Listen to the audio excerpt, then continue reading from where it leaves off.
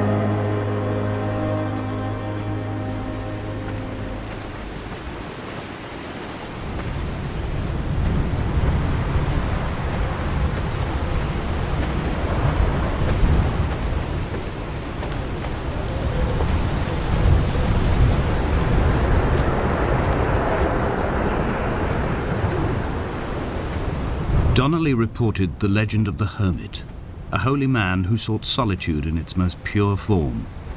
Allegedly, he rode here from the mainland in a boat without a bottom, so all the creatures of the sea could rise at night to converse with him. How disappointed he must have been with their chatter. Perhaps now, when all that haunts the ocean is the rubbish dumped from the tankers, he'd find more peace. They say he threw his arms wide in a valley on the south side and the cliff opened up to provide him shelter. They say he died of fever 116 years later. The shepherds left gifts for him at the mouth of the cave, but Donnelly records they never claimed to have seen him. I have visited the cave and I have left my gifts, but like them, I appear to be an unworthy subject of his solitude.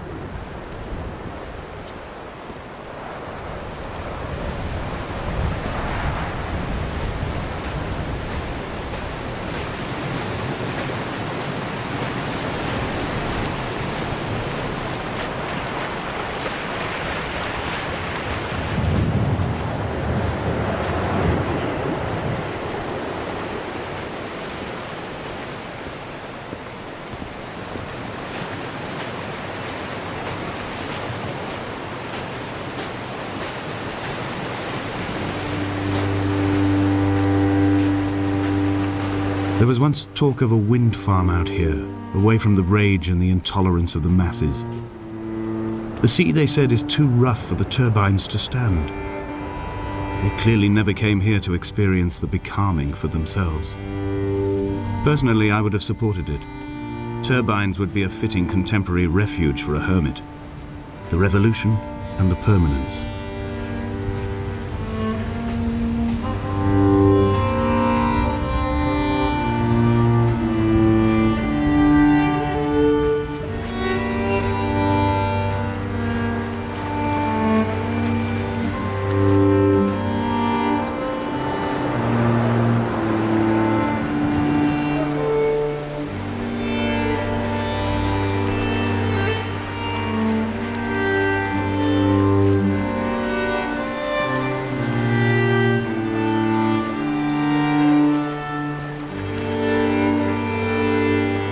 Dear Esther, I found myself to be as featureless as this ocean, as shallow and unoccupied as this bay, a listless wreck without identification. My rocks are these bones, and a careful fence to keep the precipice at bay. Shot through me caves, my forehead a mount. This aerial will transmit into me so. All overexposed, the nervous system, where Donnelly's boots and yours and mine still trample. I will carry a torch for you. I will leave it at the foot of my headstone. You will need it for the tunnels that carry me under.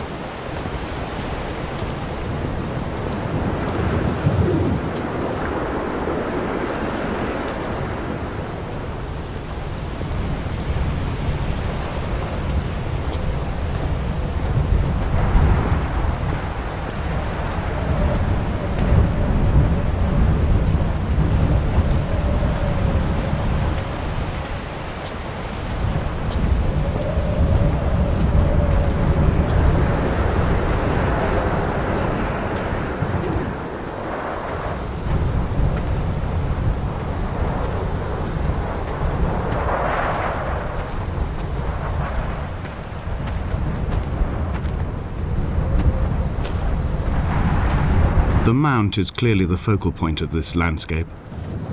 It almost appears so well placed as to be artificial. I find myself easily slipping into the delusional state of ascribing purpose, deliberate motive to everything here. Was this island formed during the moment of impact? When we were torn loose from our moorings and the seatbelts cut motorway lanes into our chests and shoulders, did it first break surface then?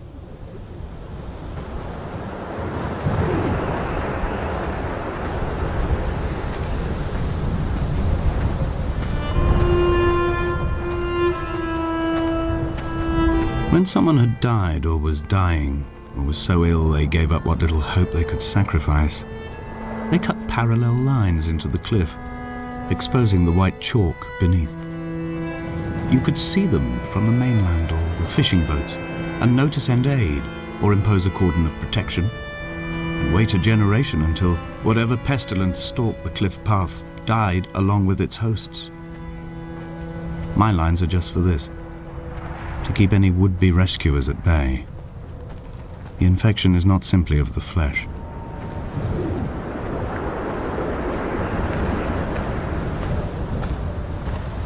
They were God-fearing people, those shepherds. There was no love in the relationship. Donnelly tells me that they had one Bible that was passed around in strict rotation. It was stolen by a visiting monk in 1776, 2 years before the island was abandoned altogether. In the interim, I wonder, did they assign chapter and verse to the stones and grasses, marking the geography with a superimposed significance that they could actually walk the Bible and inhabit its contradictions?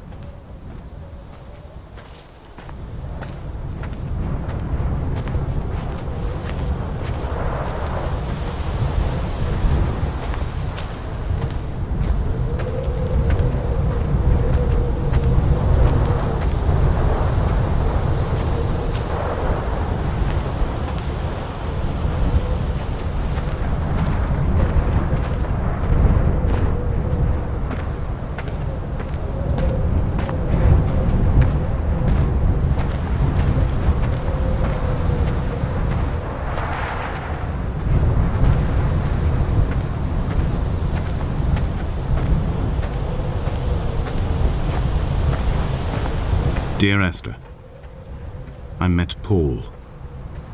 I made my own little pilgrimage. My Damascus, a small semi-detached on the outskirts of Wolverhampton. We drank coffee in his kitchen and tried to connect to one another. Although he knew I hadn't come in search of an apology, reason or retribution, he still spiraled in panic, thrown high and lucid by his own dented bonnet. Responsibility had made him old. Like us, he'd already passed beyond any conceivable boundary of life. I threw my arms wide and the cliff opened out before me, making this rough home. I transferred my belongings from the bothy on the mount and tried to live here instead. It was cold at night and the sea lapped at the entrance at high tide. To climb the peak, I must first venture even deeper into the veins of the island, where the signals are blocked altogether. Only then will I understand them, when I stand on the summit and they flow into me, uncorrupted.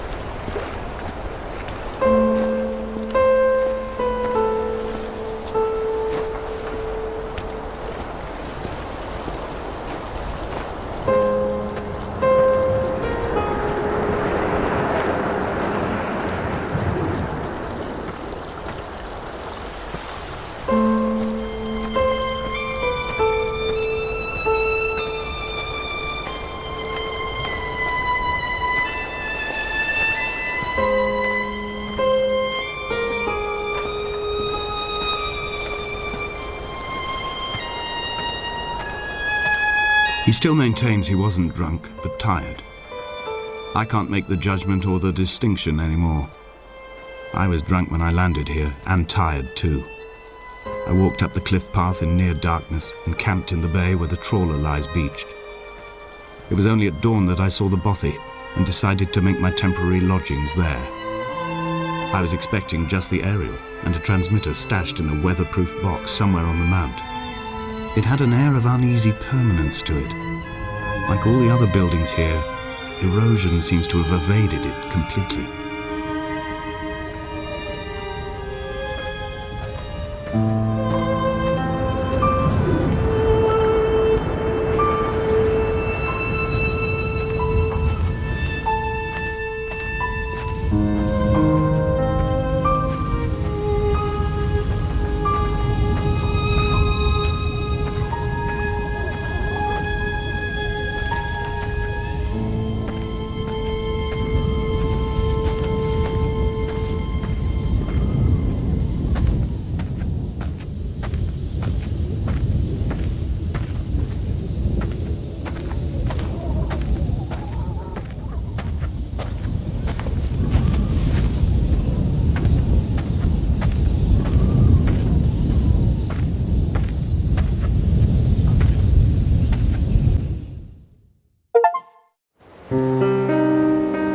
Dear Esther, I have now driven the stretch of the M5 between Exeter and Bristol over 21 times.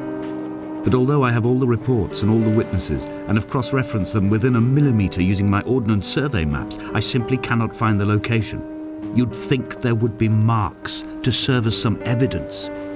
It's somewhere between the turn-off for Sandford and the welcome brake services, but although I can always see it in my rear-view mirror, I have as yet been unable to pull ashore.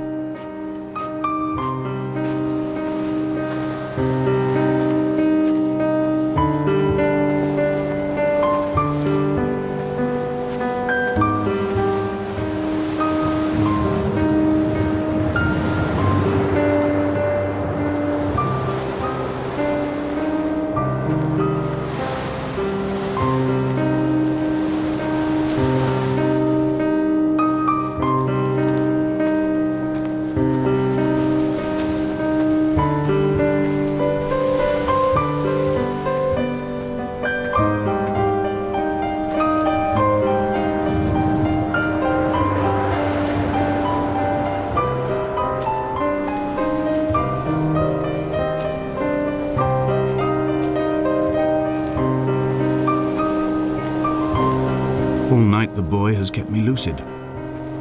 I sat, when I was at the very edge of despair, when I thought I would never unlock the secret of the island, I sat at the edge and I watched the idiot boy blink through the night. He's mute and he's retarded, and he has no thought in his metal head but to blink each wave and each minute aside until the morning comes and renders him blind as well as deaf-mute. In many ways, we have much in common.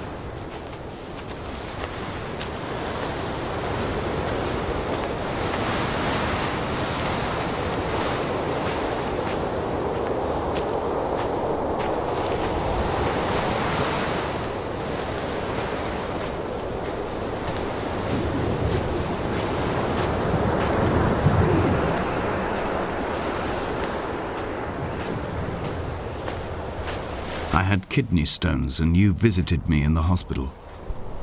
After the operation, when I was still half submerged in anesthetic, your outline and your speech both blurred.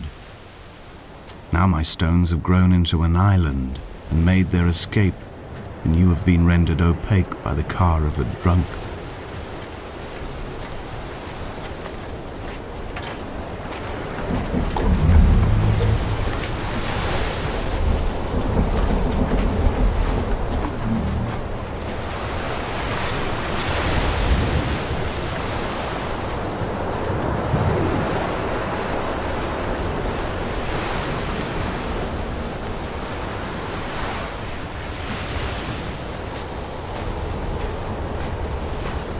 There must be a hole in the bottom of the boat. How else could new hermits have arrived?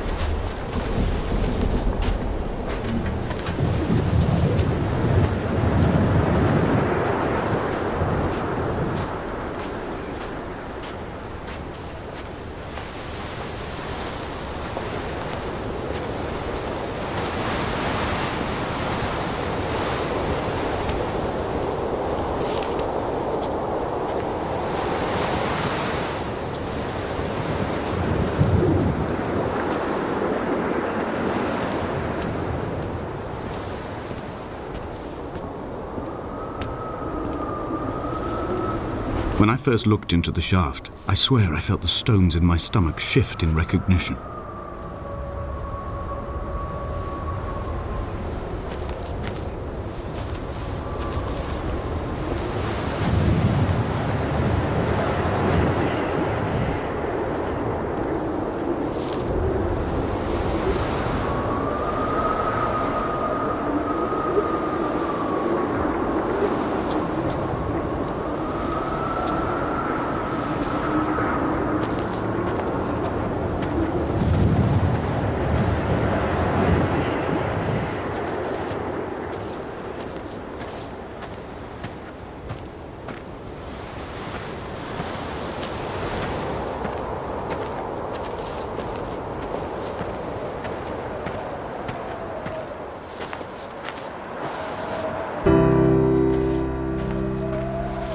Begun to climb, away from the sea and towards the center.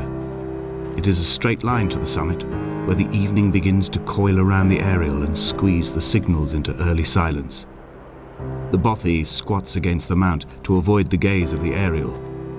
I too will creep under the island like an animal and approach it from the northern shore.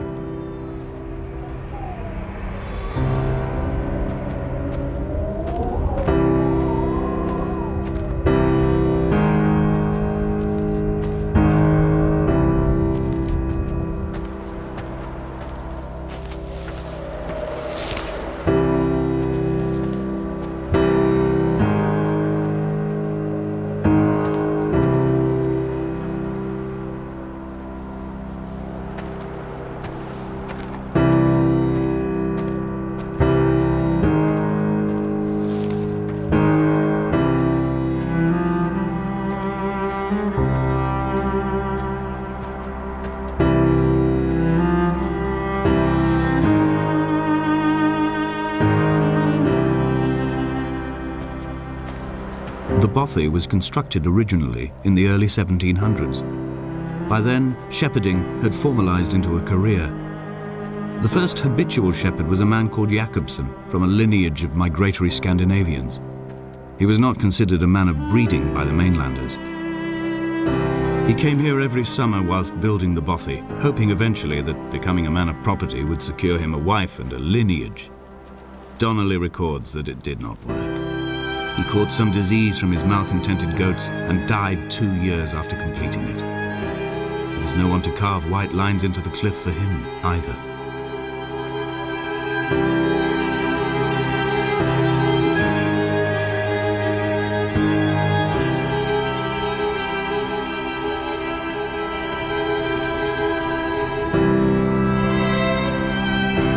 Three cormorants seen at dusk. They did not land. This house built of stone, built by a long-dead shepherd. Contents: my camp bed, a stove, a table, chairs, my clothes, my books. The caves that score out the belly of this island, leaving it famished. My limbs and belly famished. This skin, these organs, this failing eyesight. When the battery runs out in my torch, I will descend into the caves and follow only the phosphorescence home.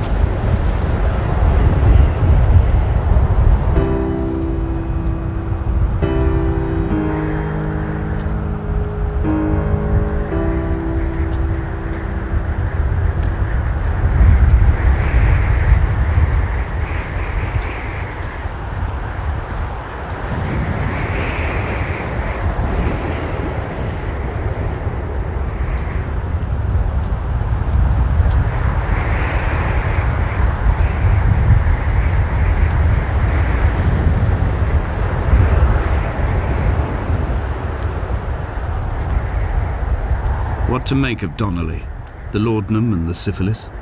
It is clearly not how he began, but I've been unable to discover if the former was a result of his visiting the island or the force that drove him here.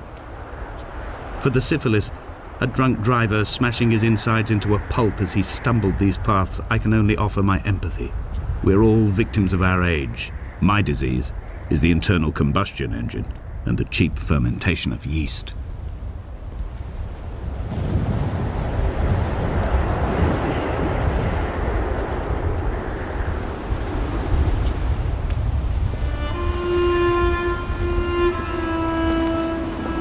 They found Jakobsen in early spring. The thaw had only just come. Even though he'd been dead nearly 7 months, his body had been frozen right down to the nerves and had not even begun to decompose. His fingernails were raw and bitten to the quick. They found the phosphorescent moss that grows in the caves deep under the nails. Whatever he'd been doing under the island when his strength began to fail is lost. He'd struggled halfway up the cliff again, perhaps in a delirium, perhaps trying to reach the bothy's fire before curling into a stone and expiring.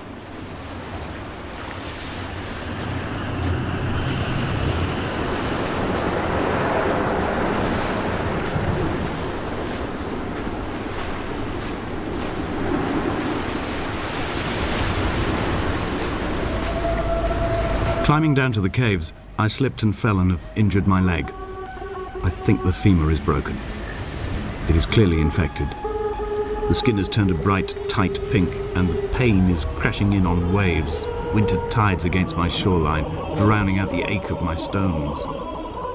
I struggled back to the bothy to rest, but it has become clear that there is only one way this is likely to end. The medical supplies I looted from the trawler have suddenly found their purpose. They will keep me lucid for my final ascent.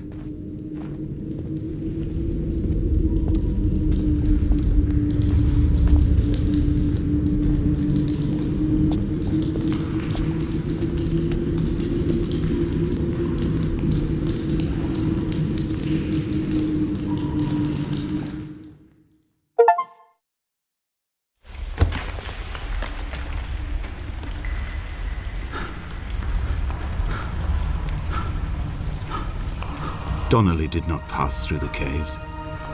From here on in, his guidance, unreliable as it is gone from me.